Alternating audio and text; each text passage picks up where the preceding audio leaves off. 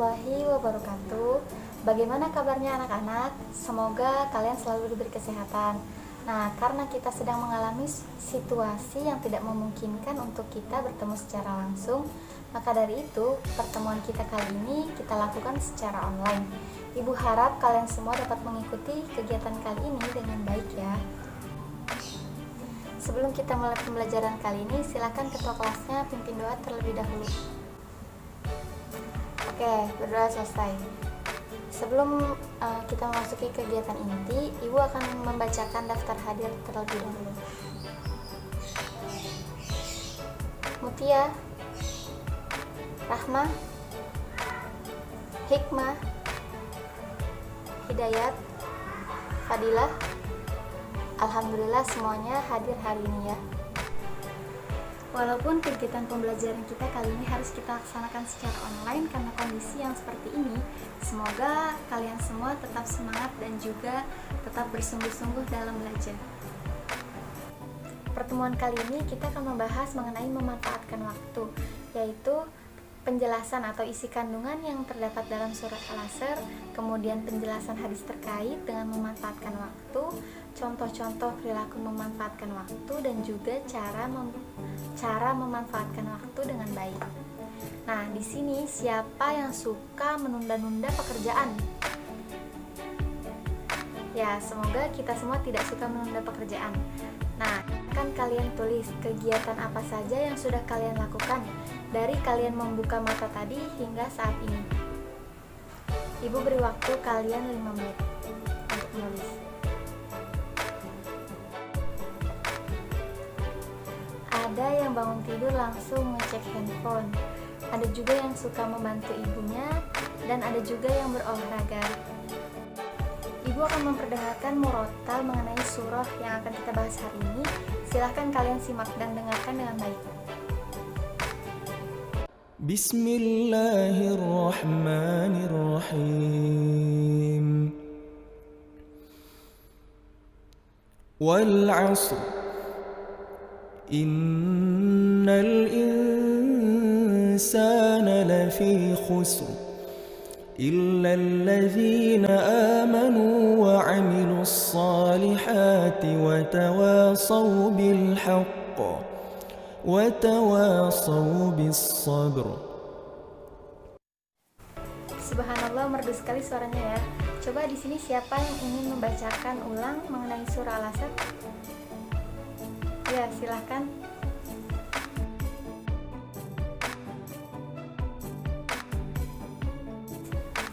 Ya, bagus. Ibu rasa kalian semua sudah bisa membaca Al-Quran dengan baik sesuai dengan tajwid seperti yang sudah diajarkan di bab-bab sebelumnya.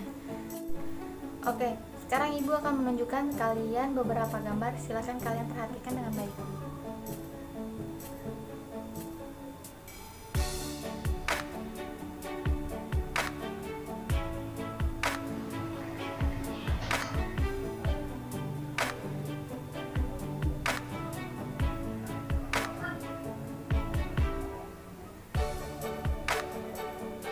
Nah, dari gambar-gambar tersebut, apa yang kalian pahami?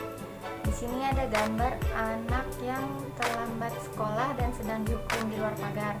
Kemudian yang setelahnya ada gambar anak-anak yang sedang belajar.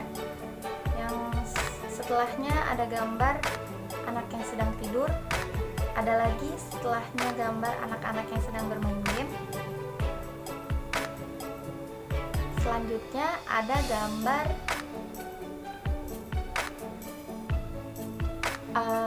terlihat seperti malas untuk mengerjakan sesuatu ya. Kemudian ada yang sedang mengaji dan juga ada yang sedang bermain petasan. Siapa yang ingin menanggapi gambar-gambar yang udah Ibu tunjukkan? Ya, silakan. Ya, baik. Benar.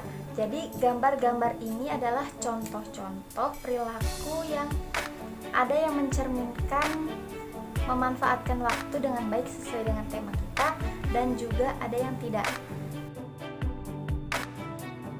Kalian silahkan identifikasi gambar mana yang menunjukkan perilaku memanfaatkan waktu dengan baik dan gambar mana yang menunjukkan perilaku tidak memanfaatkan waktu dengan baik. Nanti akan Ibu tanya satu-satu ya. Silakan Ibu beri waktu 5 menit. Penjelasan surat Al-Asr dalam ayat 1, Allah bersumpah menggunakan waktu. Kata Allah demi masa. Allah bersumpah menggunakan waktu, yaitu waktu-waktu yang kita lalui, masa demi masa, zaman demi zaman. Nah, Allah menggunakan waktu sebagai sumpah itu adalah sebagai peringatan agar kita tidak menyia-nyiakan atau mengabaikan waktu yang kita lalui. Dalam ayat 2, Allah menjelaskan bahwa seluruh manusia mengalami kerugian. Dalam hidup, waktu yang kita lalui hanyalah ada kerugian. Nah, dalam ayat 3 ini ada pengecualian, yaitu dikecualikan orang-orang yang beriman, beramal soleh, saling menasehati di dalam kebenaran, dan juga saling menasehati dalam kesabaran. Orang yang beriman tidak akan rugi. Nah, tentunya bukan hanya beriman, tapi juga ia harus mengamalkan dengan perbuatan, yaitu dengan amal soleh, dan juga saling menasehati. Jadi dia tidak hanya melakukan perbuatan-perbuatan baik untuk dirinya sendiri, tapi juga dia menasehati yang lain dalam kebenaran dan juga dalam kesabaran. Orang yang melakukan 4 ini maka tidak akan rugi. Sekarang silahkan kalian perhatikan PPT yang Ibu tampilkan, yaitu mengenai hadis terkait memanfaatkan waktu. Pesan yang terkandung dalam hadis ini yaitu yang pertama, apabila engkau berada di waktu pagi, maka janganlah menunggu waktu sore. Dan apabila engkau berada di waktu sore, maka janganlah menunggu waktu pagi. Nah, yang kedua adalah manfaatkan masa sehatmu sebelum datang masa sakitmu. Yang selanjutnya yaitu manfaatkan masa hidupmu sebelum datang kematianmu. Jadi yang seperti Ibu udah katakan, apabila kita ingin mengerjakan sesuatu, jangan kita menunda-nunda, ntar ah gitu, tarsok. Nah, kita kan gak ada yang tahu 5 menit yang akan datang. Apabila kita ingin melakukan kegiatan yang baik, maka jangan ditunda-tunda, karena 5 menit yang akan datang kita tidak ada yang tahu, umur kita kan tidak ada yang tahu. Sebelum kita mengalami sakit atau sebelum kematian datang, maka segerakanlah kerjaan yang baik. Manfaatkan waktu sebaik mungkin sebelum nanti akhirnya kita rugi. Oke, siapa yang ingin menyampaikan pemahamannya dari yang kita pelajari hari ini? Silakan. Ya, jadi waktu merupakan hal yang sangat berharga karena waktu yang sudah kita lalui tidak bisa kita ulang. Nah, untuk itu kita harus memanfaatkan waktu sebaik mungkin agar kita tidak merasa rugi di kemudian hari.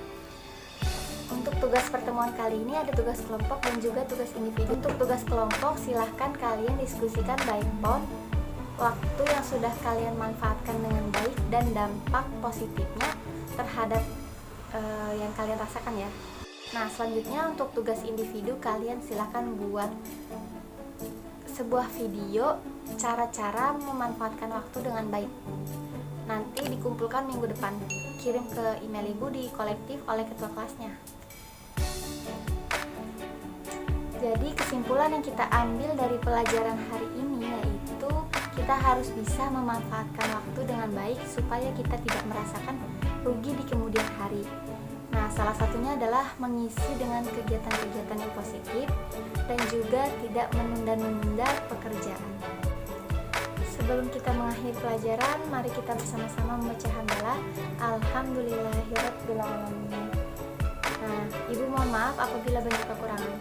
Wabillahi taufiq wal hidayah. Wassalamualaikum warahmatullahi wabarakatuh.